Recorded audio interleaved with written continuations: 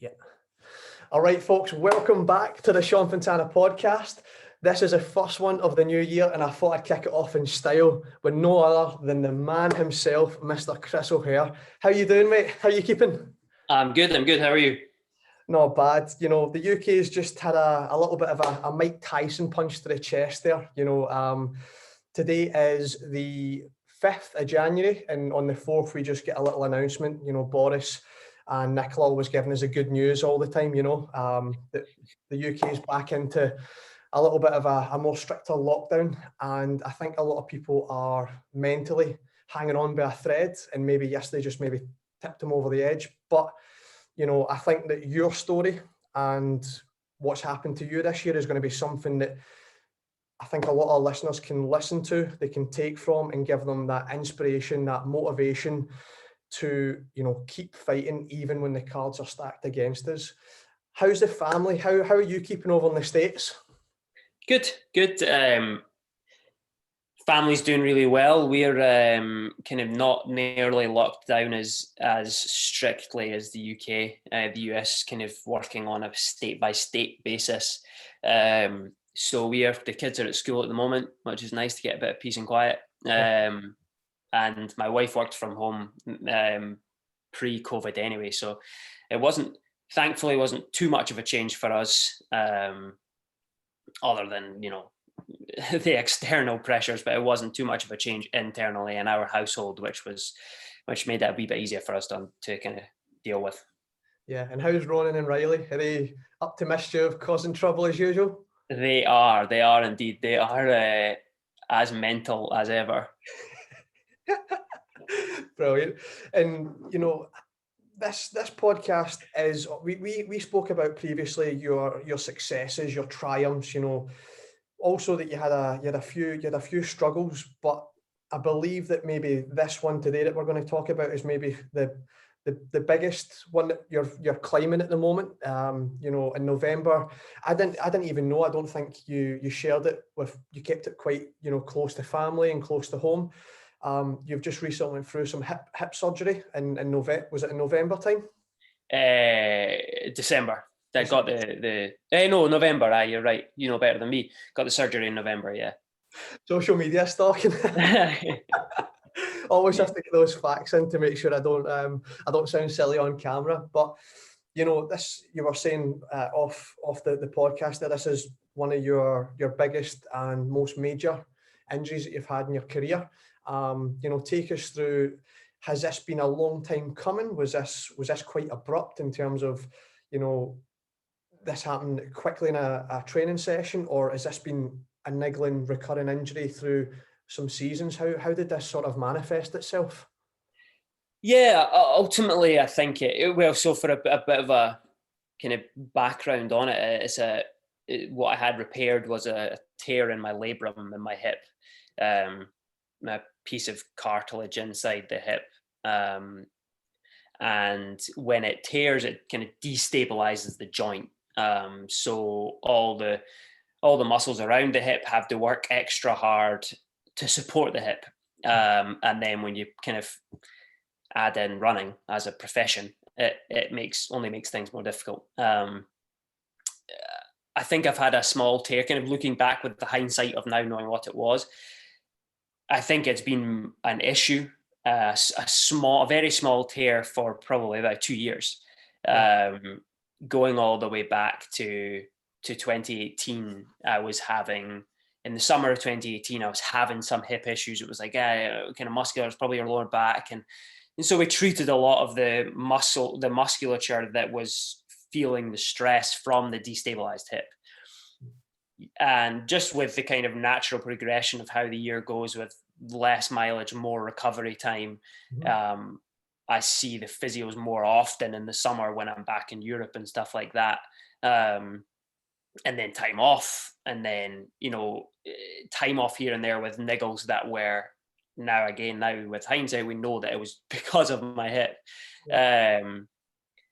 That we kind of managed to get through. We managed to get through all of 2019. I had a an issue that stemmed from the hip in the summer of 2019, which didn't help my case any when it came to trying to make the team for Doha, which, you know, that was that injury kind of held me out for close to 2 months in the build up to the summer of 2019. But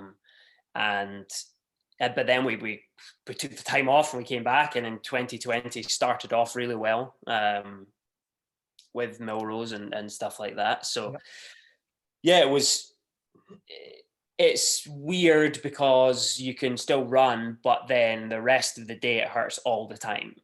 And you do enough kind of activation and you do enough rolling out and stretching and stuff to go run, and it's okay.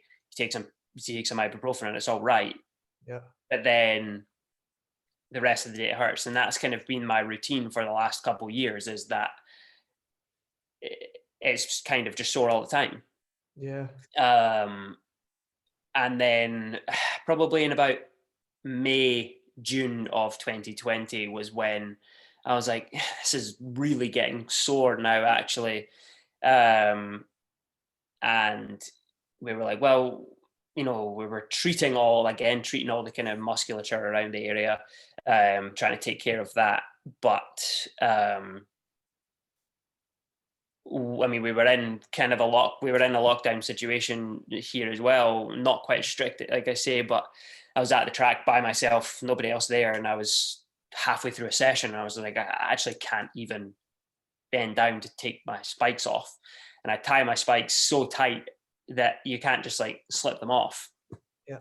So I'm kind of lying on the turf on the infield of the track, trying to find a position that I can untie my right shoe, because and I'm thinking, do I have a knife in the car? Do I have scissors or something in the car that I can literally cut the shoe off with? Because I can't like get it off. And called my PT and said, like, I'm coming in like right now. Can somebody please see me? Because I don't know what the hell's going on. And you can, if there's manual tests for the labrum, and they were like, it's labrum, we'll go and get an MRI. So got an MRI a couple of days later, and it was a relatively small tear, a tear that was small enough that we decided on just doing rehab, not getting the surgery right away. And so we committed to like 3 months of rehab, which was a tough commitment at first, because you're like, well, 3 months, like 3 months of rehab, and you're like, right, okay. So I did it. Like, it cost me a bloody fortune, like, and got on with it.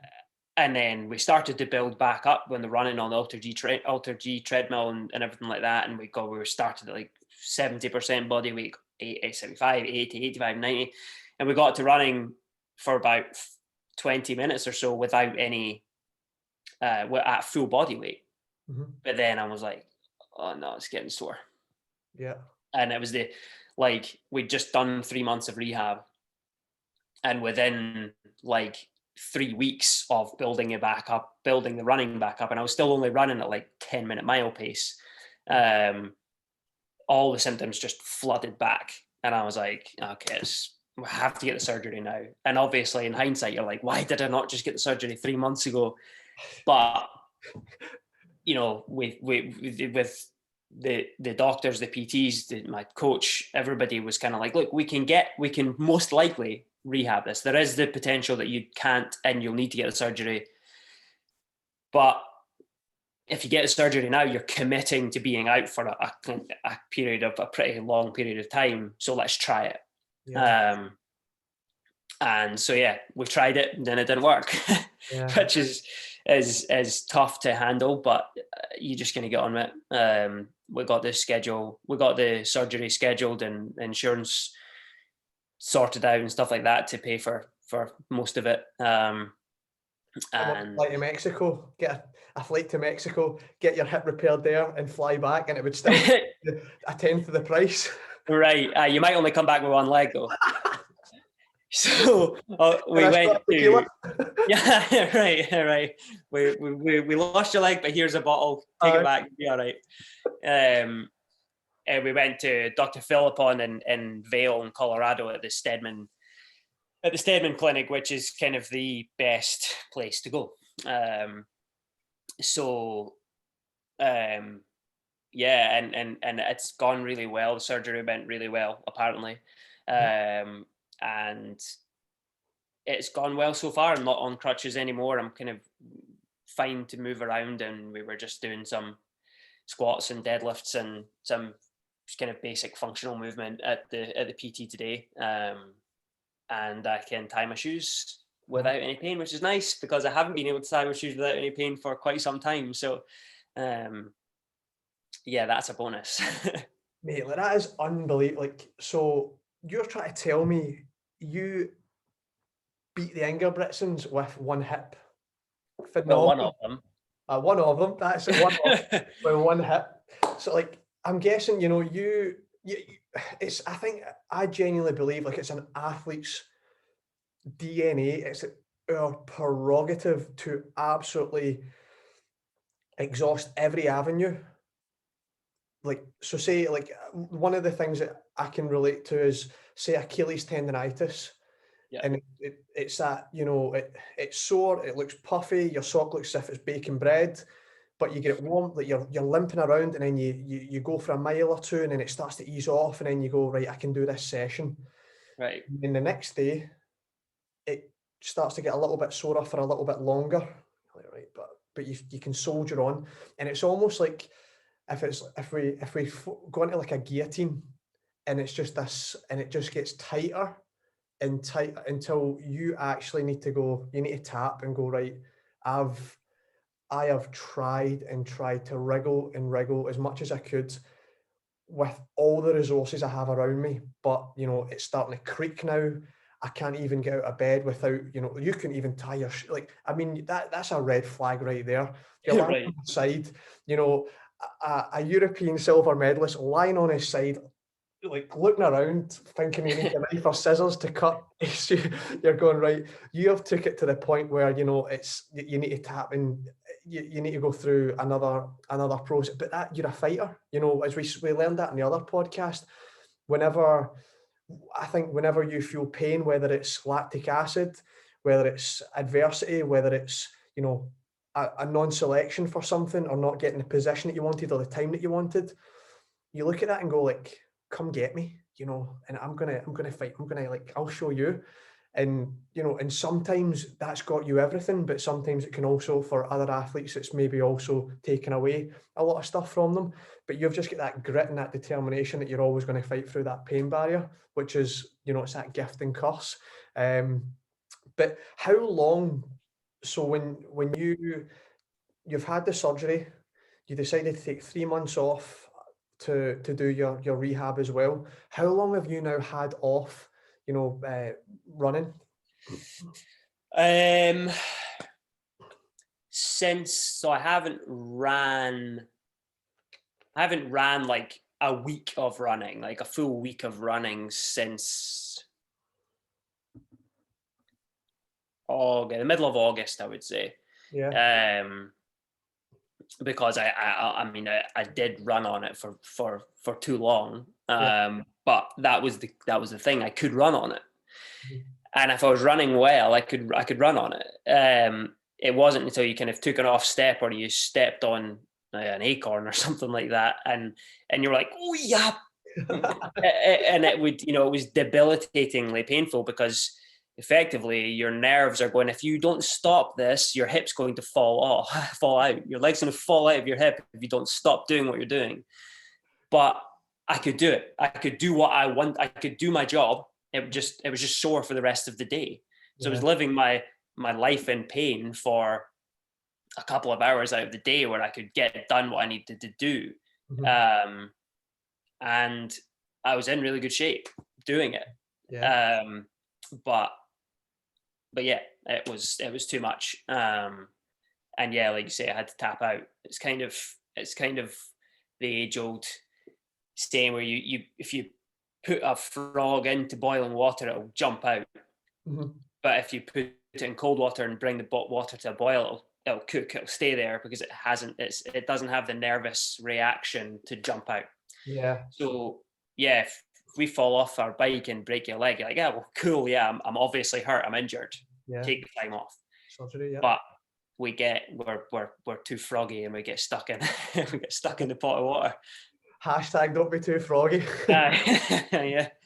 And was this a, you know, did you sit down, was this a cumulative decision between yourself, your coach, your family, or, you know, were you very much, you know, at the forefront, this just needs to get done? Or were you kind of in a disillusion where then some people had to talk you around? How did it all come about? Be like, right, let's have this major operation? Yeah, at first I was like, do you know what? It's kind of my mentality, my attitude is like, just take the leap and get it done and have it over with, and then start the rebuilding process. Mm-hmm. So actually, at first I was kind of just like, well, let's just get the surgery now. Before that, but then everybody kind of rehab. What was that? That was before like as soon as we got the MRI, the first MRI, I was like, if it's torn, let's get the surgery. But people with more knowledge than me were like, well, you know, it's not that bad of a tear. Let's see how the rehab goes. Let's give it a try, because there's a good chance that we make it out without needing the surgery at all. At least for for 2 or 3 years they're done running, and then you can get it done, and it's not actually that important if it works that well. It's, you know, as long as you can live the rest of your life and do what you want to do, it's fine, but you're not going to put it through the major stress of being a professional athlete. But then after almost 3 months of doing it, and we got back to, we were kind of on track, things were going well, it was all very positive. And it was responding well. But then one day I was running on the Ultra G treadmill at the PT's office, and I stopped and I was like, I need surgery. Yeah. And they were like, okay. And I called Terence and I said, I have to get the surgery. And he was like, okay. Because now at that point they know, like, we've done all we can do. And if he's telling me he needs a surgery, then let's get the surgery. And then it was about probably another month or two until we got the logistics of it all figured out, that we actually ended up getting the surgery. But yeah, it was a kind of a joint effort all around to make sure that I was doing the best thing for it. And I'm still confident. Obviously, in hindsight, I would have loved to have had the surgery at the start, and I would have already been back running by now, probably. Yeah. But hindsight's 2020. It's perfect, isn't it? So we can't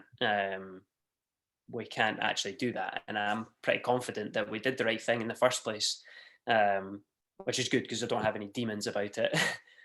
Good. I was going to ask, like, are you a little bit, because I know that some athletes will like to almost on a lack of accountability thing, and, you know, maybe pie off their frustrations and why they're not where they're at this moment in time, maybe because of so and so, and I listen to you and I listen to him or her or whoever it may be. But you're very sure, and, like, just, you know, it is what it is.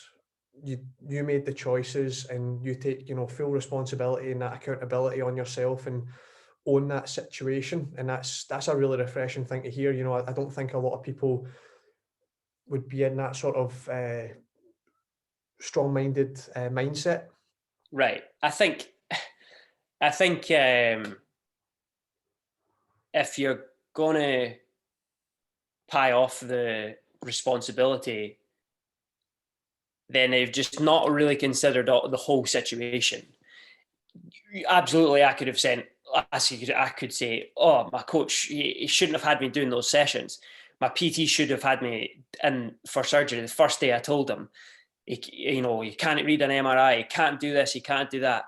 I could have said that. However, which would be pretty much false anyway, because I'm like I say, I'm confident that my team around me is good and that they're doing the right things for me. Yeah. But I know I personally know athletes who've done that in the past. Yeah. And they've got demons inside their own mind, and it's easier to throw it onto someone else. However, if I had told if I told my coach exactly how sore things were all the time, Mm-hmm. instead of convincing myself that it's not that bad, I can do that.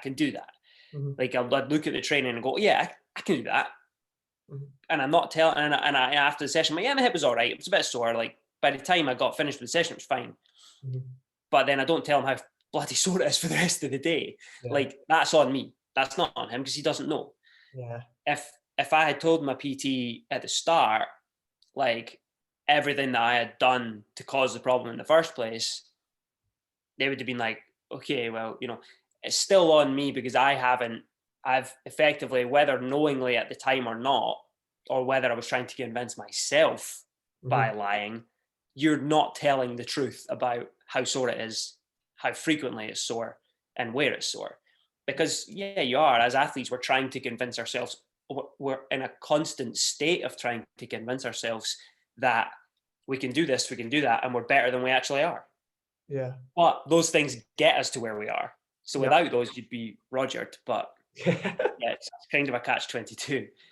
And see like after the surgery, was it the left hip or the right hip that was done? Right hip. Was it excruciating afterwards? Like, did you when you had a lot of discomfort and pain afterwards, or how did it?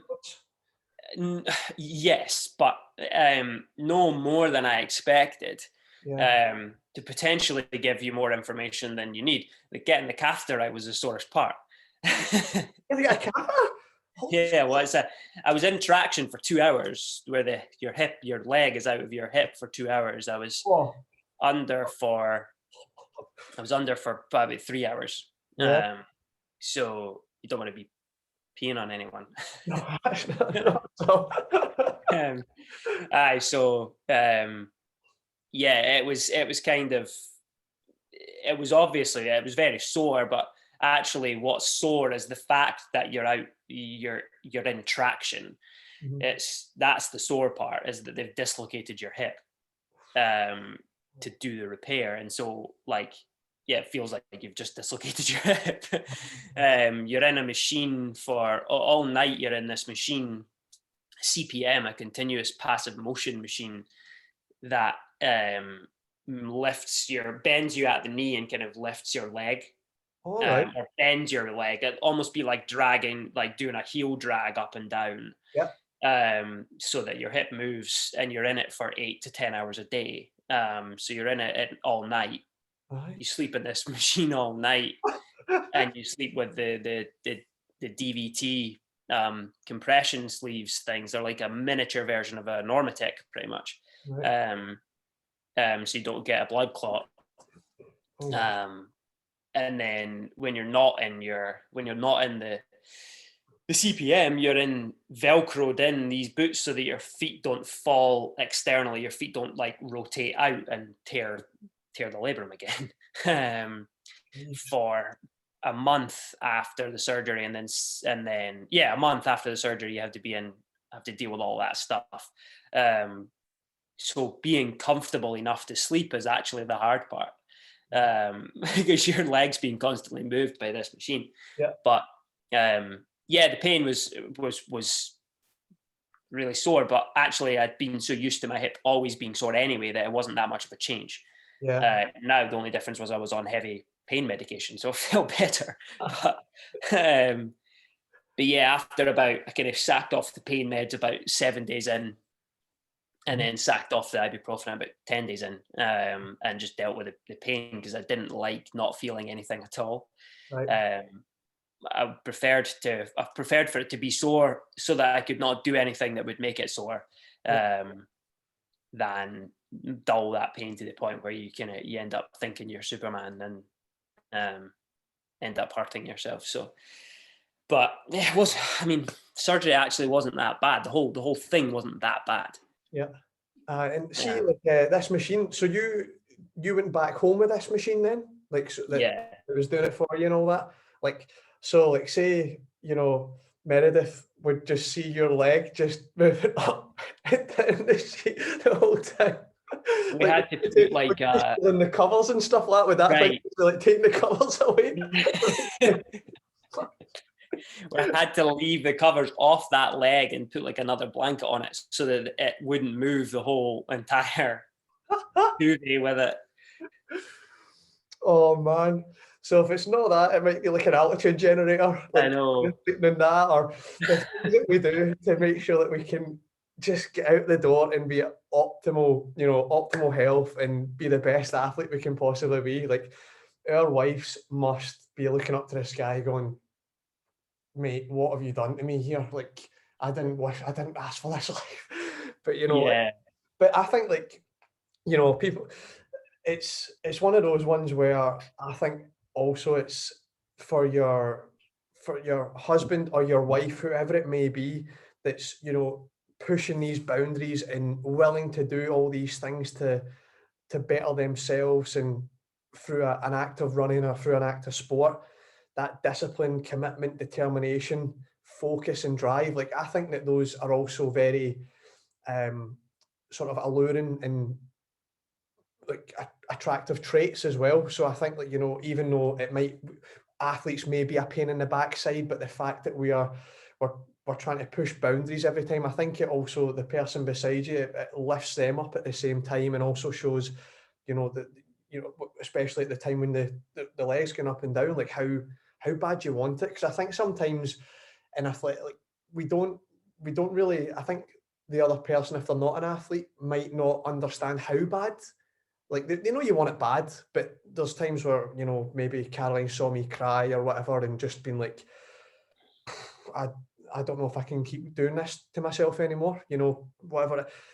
And that's at these points, like this surgery, you've went through little ups and downs, peaks and troughs, but getting something as major as this, and then going through the device, like just understanding how bad this human being wants this, and not just wants it for himself, but also wants it for his family, for his kids. It's like, I think when you get to these points, I think the external person understands, like, just like, this is your, like, no surrender sort of thing. Has there been those conversations where Meredith's been, just where, oh my, like, how can you, like, you've this, like, something that you love so much, is this has happened to you, and you're still willing to keep fighting? Like, is she proud of you for being able to do this, go through this, and still maintain composure and focus? Yeah, I hope so. No, I think what, to use the word proud, I think I'm more proud of myself in carrying those traits. And I think what's more important is carrying those traits over from that you've kind of steeled yourself in those traits as part of your identity for a runner or for an athlete for so long that that you carry those into being a husband, and then you carry them into being a father of one, and then you carry them into being a father of two. It's not, I've learned a lot from running, and if I don't use it in something that's more important than running, then like it's a waste. Yeah. Not to say that it's like useless, but it would be a waste of what I had learned. Mm-hmm. And I think, last time we spoke about my experience in Berlin at the European Championships, and that even with this, dealing with the psychological, the mental health issues that the sports brought me are much worse than the physical damages that I've done to my body. A lot of the time they go hand in hand, because when you damage your body, you can't do what you want to do. When you damage your body, the mind is going to, race, and you don't get to do what you love. So your mind is racing. And unfortunately for me, with my family, it's like, well, what I love is my family, and what I do and what I love to do is running. Yeah. And without running, I'll be fine. Yeah. You can't say that about your family. Yeah. Or you can, but you wouldn't be a very good person. I'm sure people have said that before, but that's not me. It's so yeah, I think I think for Meredith and I, it's about finding the balance, and she's helped me find that balance for the last, I actually don't even know how long we've been together. We've been married for 5 years, but I don't know how long we've been before that. But yeah, I think that's the more important thing, and the more, I would say, since dealing with the trouble that I went through around Berlin, is the way that I changed my mindset is not tying my identity into being a runner. Right. Like, who I am is husband to Meredith and father to Ronan Riley, not a runner and also those things, which I think there's, sports and athletes have shown us time and time again that athletes struggle to do that. Yeah. They leave their families because all they see, they resent their families because they saw their families as holding them back from achieving their sport. But that's just selfish, if you ask me. Mate, that is like, that is very I'll absolutely love that. Like, I want people to rewind this podcast right now and go back and listen to that last 30 seconds there. What you like, and I think when we're kids, we fall victim to that. But as we get older, we do need to mature as, adults and human beings, and understand that, there's a lot of books out there that do say, the sort of self-identity crisis of when, I'm watching a lot of the Last Chance U on Netflix. Right. And when those kids get hurt, those kids get injured, they now want to, they don't want to get their GPA to go into D1 or D2 or, whatever because if football's taken away from them, then what's the point in even living or bettering yourself in another avenue? Because that's all they care about. And, maybe some of them have left their spouse or their other half, in 5 hours away across America to come and do this thing, which is, I don't disagree that, sometimes you need to do these small sacrifices to, maybe move up another level. But as long as you're using it in a healthier approach and not like thinking, well, after this, then I'm going to leave them to then go, to another place, like make them a part. Like if they loved you enough to let you leave the whatever state you're in, but then take them with you. But you just see a lot of this, you see a lot of in sport, that just this toxic where we don't understand who we are. We're just a runner, or we're an athlete, or we're a UFC fighter, we're an NFL player. Like, no, we're, you're Chris O'Hare, I'm Sean Fontana, and that's who you are. And then what you do with the person that you are is another thing. So like that was actually, because there's sometimes, I will not lie, like me and Caroline have get into arguments where I've maybe, I say like, oh, you don't support me enough or whatever, and all these things. And then she'll be like, what you say, like, I moved to America for you to go to Colorado. And then, when you were training up for Valencia, you slept in that altitude tent next to me, or else if I didn't, we'd be sleeping in separate beds because maybe the generator would be too loud. And then you sit back and you go, this is where the accountability comes in, where you need to stop pointing the finger, like, oh, I'm not here because of this, I'm not here because of that, or them, or him or her. It's like, sometimes you're not there because of numero uno, or that you do need to look at and go, actually, that, maybe the way I think is so toxic that, I do need to take a wee check to myself. And also, like what you just said, sometimes when you're injured and you're hurt, I'll say to Caroline, I'll guilt trip her into, because my posterior tibialis is sore, so loosening off the calves and loosening off the soleus and the Achilles because of lockdown and things. You can't get a massage or any of these. Right. I'm like, oh, come on, you're supposed to support me. Like, give me a massage. Come on, like, please. Like, it's like, shut, like, stop asking for stuff. And I'm going, but if you really love me and you really support me, you would do it. So, when you think about it, I do as an athlete, I do ask a lot from Caroline. And during Christmas there, because 2020 has been tough, not just like sort of in athletic sense, but also in a business sense, like self-employed, like gyms are shut and stuff. I've been probably getting a bit snappy because I'm losing money, being injured. So I've even got it here just now, but she bought me a Nintendo Switch. I don't know, did you used to play this in the N64, Zelda? I didn't know. No, I never actually had an N64. no. So I thought, oh, this is a kid's game. But see, since I feel a lot more chilled. I'm not like, everything I do is always towards, it's an intense process to better myself. If I'm not reading a book that's like, say, Ant Middleton, First Man In, or Atomic Habits by James Clear, or watching Last Chance U, or watching a YouTube document, it's always, how do I become better? And there's a time for that, but see, when you're just constantly living in that, it's just a bit like my brain just, I'm never, ever satisfied. And one of the guys I had on, Josh, he gave me a little check as well, like talking about, when are you ever going to be satisfied? And you've done a lot of things that a lot of people haven't.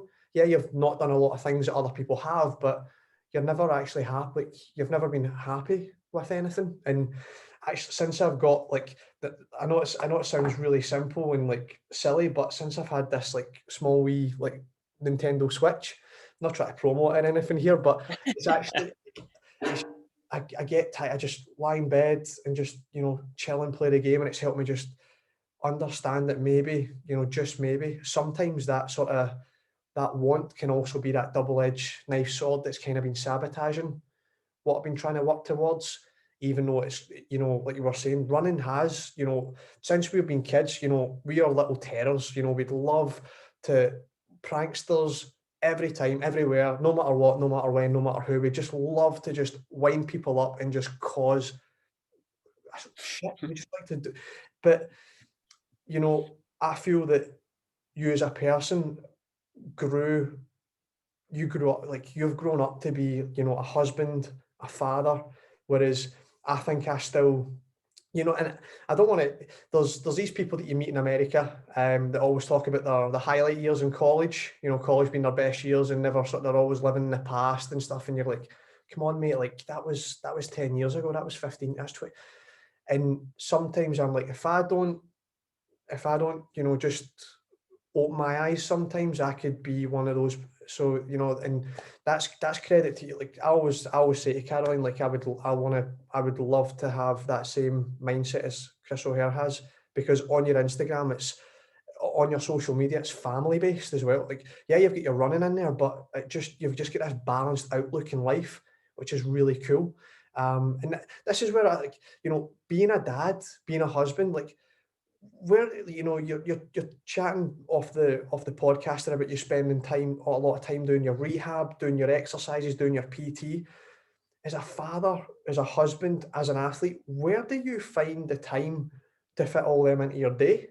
How do you have that structure? How do you have that focus? Like, how do you do that in your 24 hours? Yes, sometimes not very well, and I think that is an important note to add before I kind of get into that. I'll try not to lose my train of thought because I'm good at that. So check me if I do. With social media, I mean, we know this. We know it's toxic. It's horrible. The world would ultimately probably be a better place without social media.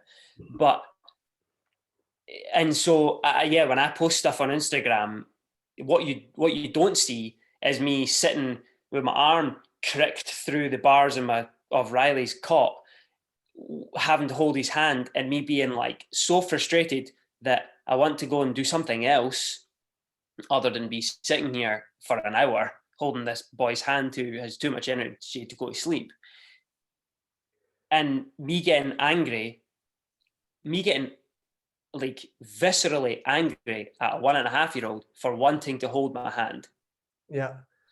That doesn't make any sense. People will hear that and go, what?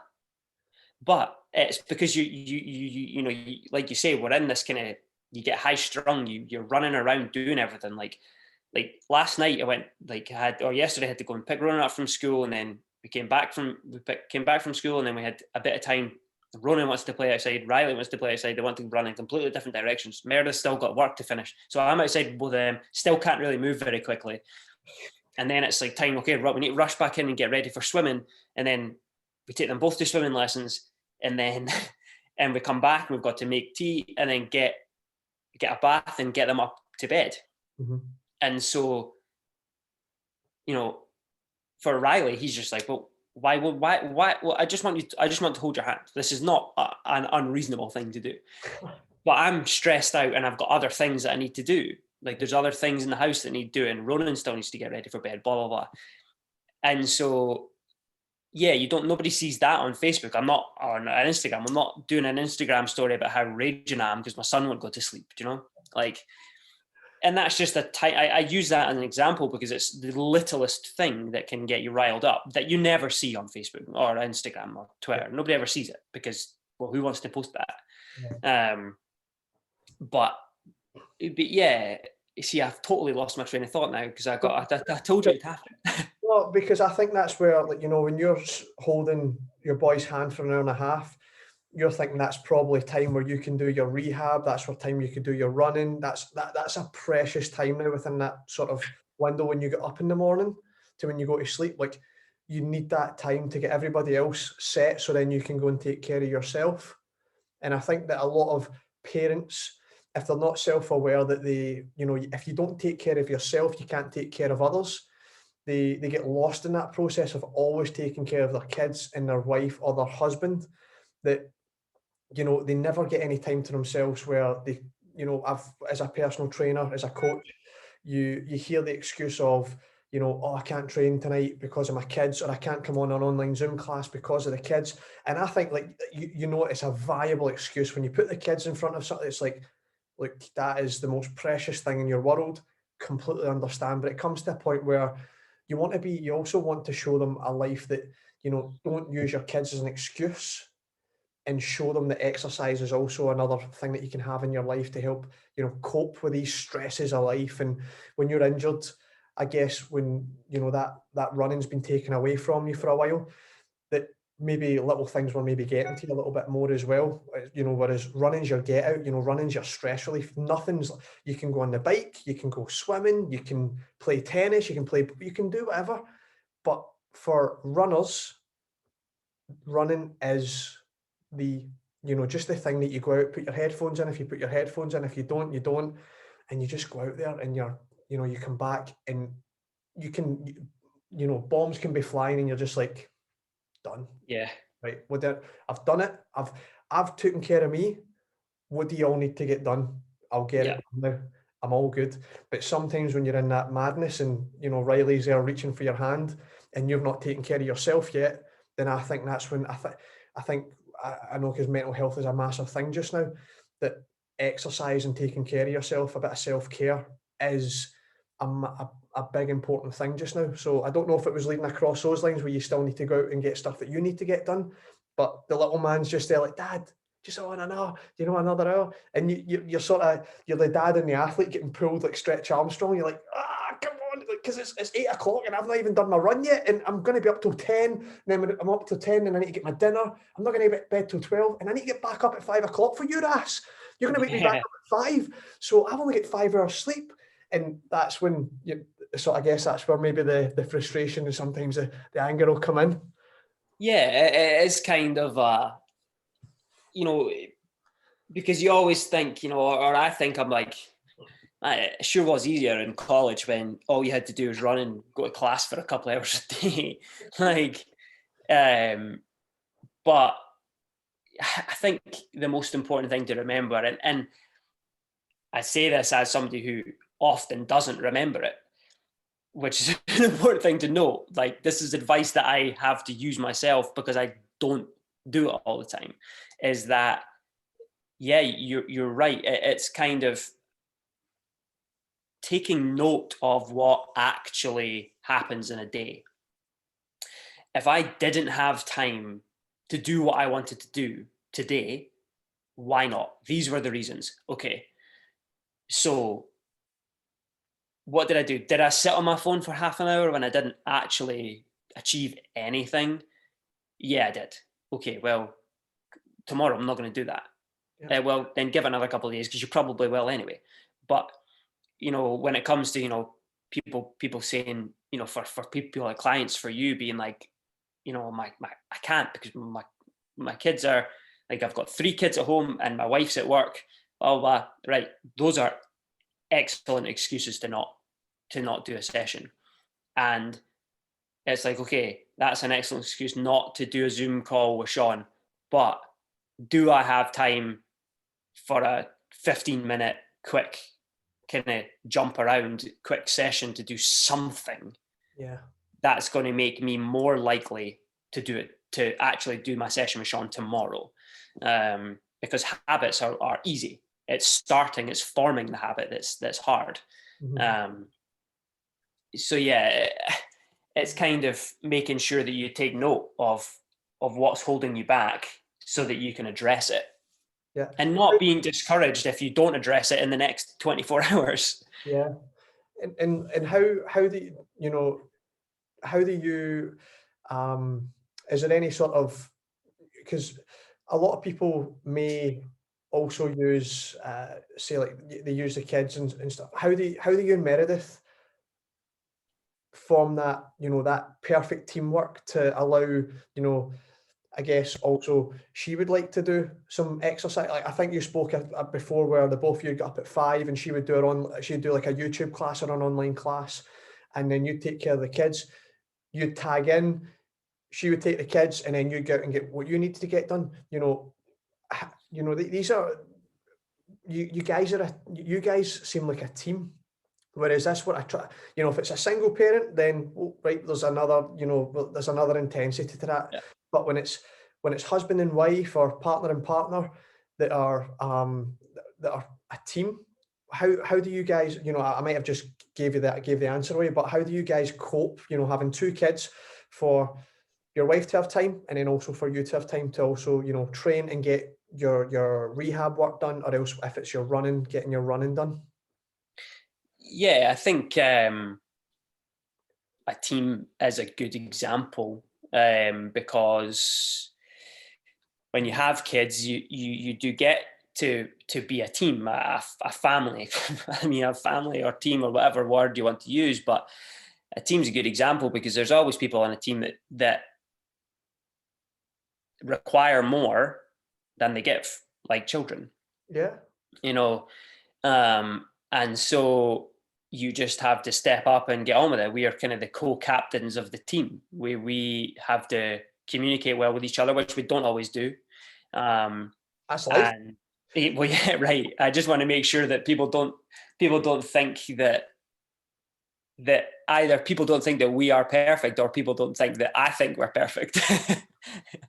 But yeah, I mean, Meredith last night, my game plan in my head this last night was I had PT this morning at 9 o'clock. My game plan was to get up at 5:45, 6 o'clock, and go to the gym for a few hours to get my session done before going to PT. Because it's easier for me to do it before PT than going after. Yeah. It's easier for me to come up with an excuse. Yeah. For a rational reason in my head. It's an excuse to everyone else, but in my head, it's a rational reason to not do it, to not go to the gym. And then we were brushing our teeth, and Meredith said to me, "Can you, when Riley wakes us up in the morning, we've got an alarm clock called Riley, and he normally wakes up somewhere between 5:30 and 6. This morning he woke up earlier than that, but whatever." She was like, "When Riley wakes us up, can we both get up and so I can do my session?" And I was like, in my head, I'm thinking, no, because I'm going to the gym, because I've already planned that I'm going to the gym. That's on the books. But then I'm thinking, and I'm glad that I'm honestly, probably because I had my toothbrush in my mouth, I didn't speak sooner. I'm thinking, because I was about to be like, well, no, because I'm going to the gym, and I fall kind of, I'm guilty of this. I think what I need to do, especially when it comes to running, is more important than what she needs to do, which is not. Honestly, hands up there. right. And everybody does it because she thinks what she's doing is more important. For what, like when she's working, doing her job that brings a paycheck into the house, she's thinking, well, this is more important than you doing whatever you need to do. And yeah, like I say, I had my toothbrush in my mouth, which probably saved us an argument. um, Well, and, no. and I said, yeah, it's fine. We'll do that. And I wasn't like, fine, whatever. Like, yeah, that'll be fine. Like, I'll do it. Like, I wanted to make sure that she didn't feel bad about doing her workout, because why should she?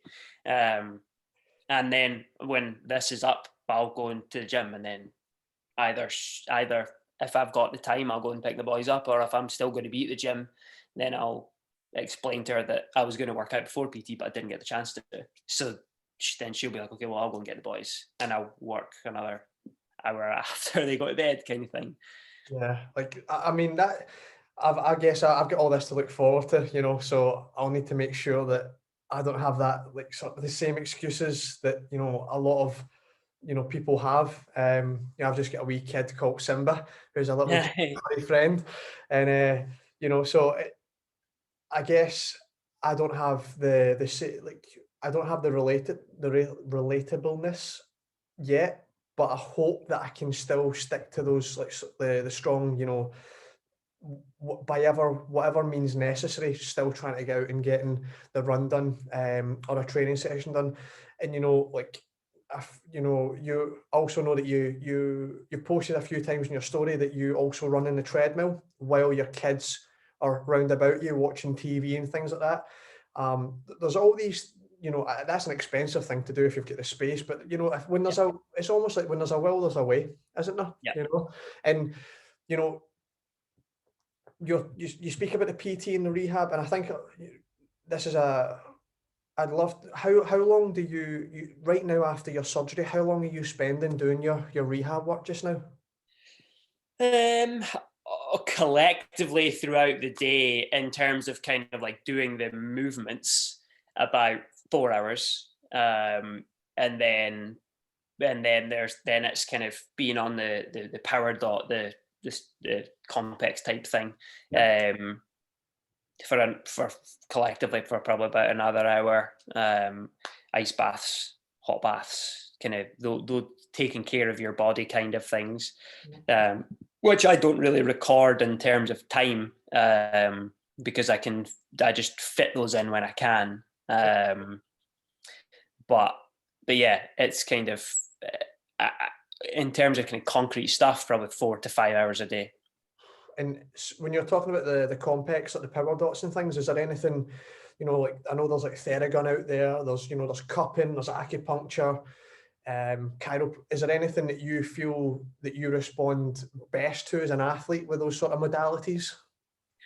Yeah, I respond quite well to dry needling and cupping. But I mean, I use my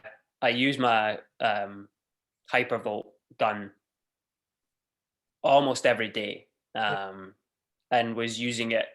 I was having to charge it pretty much every night because I was using it that much before the surgery, or while I was still trying to run before kind of shutting it down for rehab. So yeah, I mean, I kind of use as much as I can. You know, I don't think there's much. There's not much better than a good old fashioned hands-on manual therapy. But the therapeutic modalities like cupping and dry needling work for me really pretty well. And then we've been using the power dot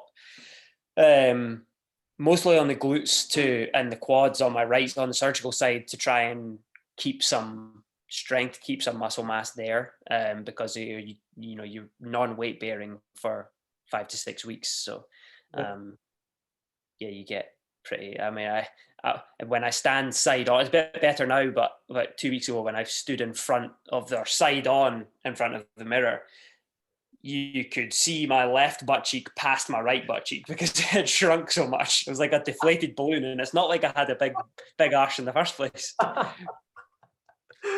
That is brilliant.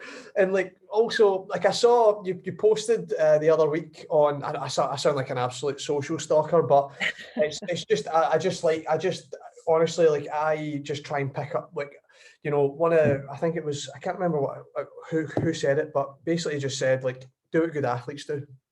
and you put up on social about, you know, you're sponsored by Xendurance, and you put up the Joint 4 supplement and the Omegas plus the Vit D as your sort of, I guess that's your sort of help, your wellness pack that you're using to try and sort of strengthen the body, decrease inflammation and stuff. Is, you know, what sort of, I mean, the whole range is awesome, but is that your sort of go-to when you're injured or to prevent injury?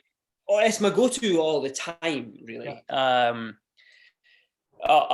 I'll kind of preface this by saying, and I've never, my whole career, wanted to promote a company that I wasn't actually using. You know, I've had opportunities that would benefit me financially in the past to push a product or be sponsored by a product that I didn't like.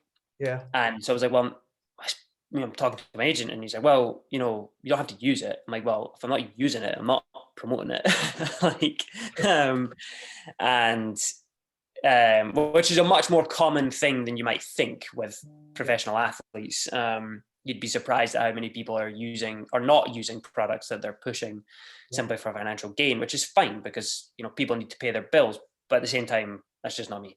And so Xendurance has been, you know, I was using them before I started working with them, and they're great. It's a great company. Their products are kind of tested firsthand by the employees, which says a lot, because if they know exactly what's in it and where it's been, and if they're taking it, then, well, that's a good sign. But yeah, the kind of joint health and the omegas, and the vitamin D and stuff are that, and the immune boost supplement are my daily morning and night. And then I pretty much use protein every day, and the creatine as well, which will catch some people by surprise because I'm 140 pounds soaking wet. But I use the creatine. What's the idea behind that? What's the idea behind the creatine then? Well, first, there's kind of a misconception behind creatine because it was such a poor product for such a long time. Right. The creatine that Xendurance use is very good, and it doesn't just bulk on water weight. You do need to consume more water when you're using creatine, but I never puff up. I never like I'm not gaining weight by it. I'm using it to make sure that I'm maintaining muscle instead of losing muscle when I'm not training properly. And then I use it on gym days just to solidify the effects of the protein to make sure that the muscles are being built properly, versus not using it when it's a clean, informed sport product. That you're like, well, if it doesn't disagree with me, which it doesn't, and I think that's again the misconception with creatine is that it's for bodybuilders trying to get swollen. But it's not actually the case. Incredibly lean people use it on a daily basis. Like, I mean, even there's a lot of research, like a lot of forums and things will say about like Tour de France cyclists. They'll use creatine because it's literally just a form. If we took away the stigma of the word creatine and we just made it as ATP, right? What the energy? It's just an energy source. It's just another basically thing that our bodies use as a source of energy, whether that be, you know, like a power lifter, bodybuilder, endurance runner, sprinter, Tour de France athlete, track cycling athlete. And then, like, I think there's another misconception is if you do get that sort of like that cheap sort of protein blends, then you like, I can remember back in the day as a teenager having the creatine, and like, honestly, I mean, if my farts aren't bad now, like, geez, like your belly would feel like you just get like gas bubbles in it when you're running. You're just like, oh my God. So yeah, like, no, I fully agree with, you know, just every, maybe like once or twice a week, just a wee scoop of that into the hydro. I'll knock it back and it tastes decent. But no, and then what about, do you, I think they've got that collagen one. Do you like that, or are you into that one as well, like for the sort of like the tendons and Yeah. ligaments and things? Do you use that as well? I pretty much don't. I pretty much only use it paired with the protein, or don't use protein without it.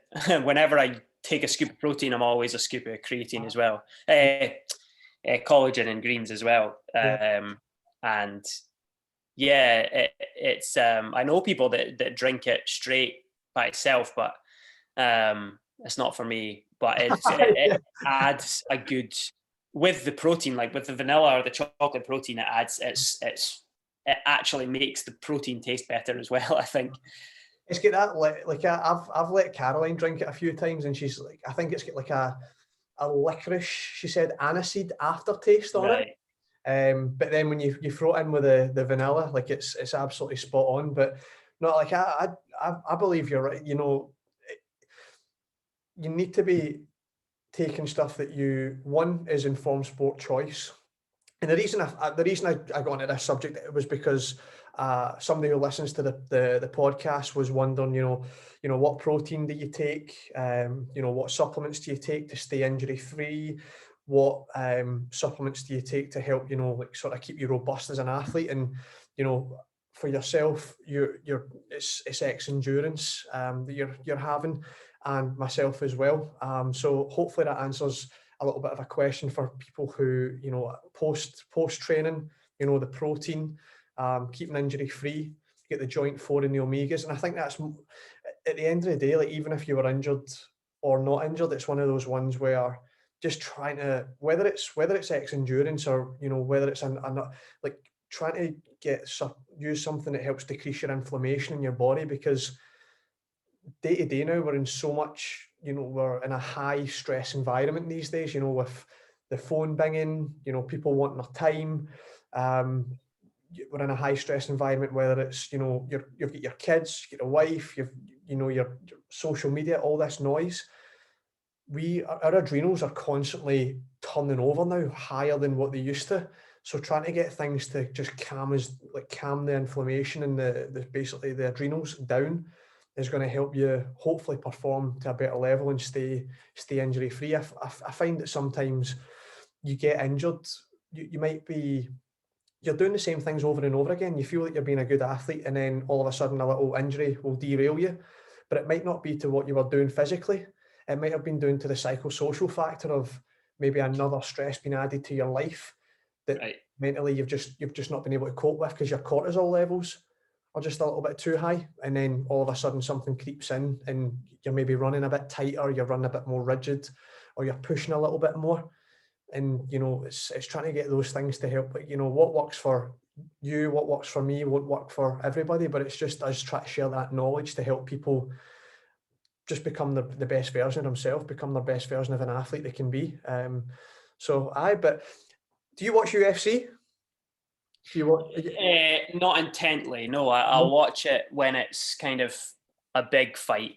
Because what's your so you're I guess you're Dustin Poirier, and this will be a good way to finish the podcast up.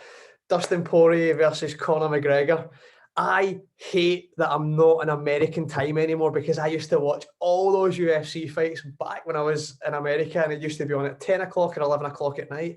I'm just not getting up at 4 or 5 in the morning to watch it. I don't care how good you are, but I'm just not getting up at 4 or 5 in the morning. Who's your prediction? That's a good point. I don't watch it enough to actually know enough to make a prediction. I like Conor McGregor. I don't like everything that he does outside of the ring, but I think he's the way in which he rose to success, and the way in which he's stayed successful. And I just like his kind of attitude inside the fight world. Everything else outside of that, he's made questionable decisions at best. But as a fighter, I enjoy watching him fight. I enjoy watching his training videos and stuff like that. So, I would probably go with Conor. Brilliant, good man. That's what I would say as well. I've got a canvas back there with basically Rocky Balboa, Conor McGregor. who I've got a lion like saying about like something about the storm, and then I've got Mo Farah up there as well. So like three athletes that I've Rocky Balboa, but like a person that I admire that fuels the fire like something Rocky Balboa. Watch them. I love watching Conor videos on YouTube as well. That's what gets me through that bloody spin bike over there when I'm injured. Yeah. And then, you know, just I guess watching greatness. I know that like if you're not like into the UFC and stuff, like totally watching it, but yeah, like I can't wait. Like I'm absolutely gutted that you'll be able to watch it at like 10 o'clock, 11 o'clock at night. I won't be. I'll be in bed. You'll be in bed. I'll watch it on YouTube in the morning. Yeah, that's it. And usually, more often than not, you're all excited, you're all hyped. I've got my coffee in the morning, ready to watch the highlights, and Connor just goes bang, and you go, "I've took 2 sips of coffee, mate. What have you done? I've set myself up for this. I've my phone on flight mode. My phone's on flight mode. I shut my eyes as I'm going to get to the YouTube on the computer and type and I'll go to Caroline, right, you type that in and click the highlights, click that one, so I can't see like somebody being raised, the post octagon review, and then all of a sudden I've got my coffee there, bang, mate, 2 sips of coffee, and then I'm out for my Sunday long run. Yeah, we were in San Diego in January of last year, and when he fought Cowboy, and we were at the bar like 2 hours before it, and talking about it for ages, and then he just battered him with his shoulder, and that was it. There we go. See you later. No, it's like no, it's just like I'm totally with you there. Like whatever he does in the ring, his interviews, the way he holds himself, the way he talks, like I love it because, and I think from the UK aspect, I think we love humility. We love that's why I feel that people like Lionel Messi over Cristiano Ronaldo, Roger Federer over somebody like Rafa Nadal. That passion, that, you know, the positivity that goes on to, you know, arrogance and confidence and stuff. Like a lot of people, I don't really like that, because I think Conor said something really cool himself. He said people only mirror their beliefs onto you. So if they're not that type of person, they don't want to be seen that mirrored onto them. They don't like that. And like everything, you know, and I watch those things. I don't know about yourself, like during tough times, during my injury, during being on that bike and thinking, like, fuck this, man, like another 60 minutes on the bike, like my quads are killing me. And you watch one of the videos and it just felt like you go, I can fucking do it. I can get this done. Like, yes, like this whole, like his aura of just like, you can get what you want, but you just got to put in that time. Like, I don't know, when you're cross training, I don't know, what's your sort of go-to YouTube videos? Anybody that's injured out there? I'm Conor McGregor, UFC. I just watched Dustin Poirier versus Mark Hooker. That fight was unreal. 2 guys came out with eyes that you couldn't even see and stuff. That was awesome. I used a sort of UFC motivational videos for my cross training when I'm injured. What about yourself? Yeah, I think that, like, I mean, there's so many of these like motivational videos where they've got speeches from people and stuff like that, and I love those. I mean, some of them are quite cheesy and corny, but they're great. I think the people that find them cheesy and corny are the ones who just don't quite understand what actually they're intended to achieve. Somewhat destined to be average folk, but I do like the kind of motivational stuff. You know, you'll go, this might be a bit sadistic, but I go back and watch races that I'm not happy with. Like races where I'm getting pumped, I'll go back and watch them to, you know, that kind of gives me the motivation to try and not let it happen again. But everybody's different. That's it. Like, mate, honestly, again, this has probably been, I always say, Chris, we'll just go for 60 minutes and that is it. But we love, like, I love chatting to you. I love you sharing your time with me. I hope also the listeners as well have enjoyed this experience of Chris talking about his, you know, this is something that's been major in your athletic career that you're going to overcome, and I mean, I don't even need to ask you, but your goal is 2021. You want to be on that Tokyo start line, no matter what, no matter when, no matter how. Hip, no hip, you'll take that leg off, you'll hit somebody with it. Like, Yeah. that's where you want to be, 2021. Yeah. Mate, absolutely spot on. So again, listeners, please tune into this. This has been very motivational. Also, not just for elite athletes, not just for club runners, but for mums and dads who are just looking to get out there, get in shape, that have got kids. I know it's you can use them as an excuse, but try your best, like Chris was saying, to where there's times, dead times in the day, to not use your phone, put it to the side. That's not serving you in a positive way. Do something that does serve you in a positive way. And hopefully it can get you out of this sort of funk, this lockdown funk that we're all in, and grow mentally, physically, and spiritually as a person. But thank you so much for your time, Chris. You're very welcome. Thanks for having me. Cheers.